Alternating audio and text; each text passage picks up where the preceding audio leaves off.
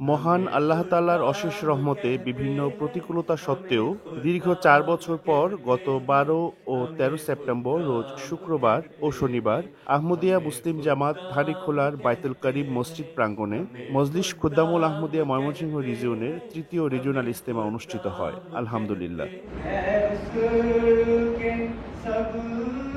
গত ১২ September regional Quaid জনাব তাহিরুল আফরাদের সভাপতিত্বে উদ্বোধনী অধিবেশনের মাধ্যমে ইজতেমার কার্যক্রম শুরু হয়।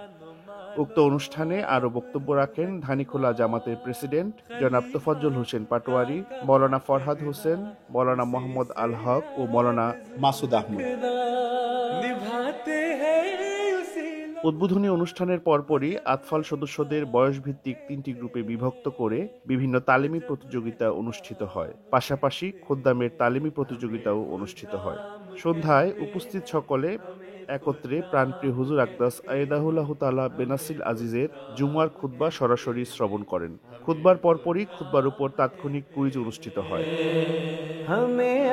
১৩ সেপ্টেম্বর শনিবার ভোরে বাজামাত তাহাজ্জুদ নামাজ অনুষ্ঠিত হয়। বাদ ফজর সকল গ্রুপের খেলাধুলা অনুষ্ঠিত হয়। উল্লেখ্য, এই রিজিওনাল ইজতেমায় ময়মনসিংহ রিজিয়নের ১২টি মজলিস থেকে আগত ৬৪ জন খোদ্দাম আতফাল অংশগ্রহণ করেন।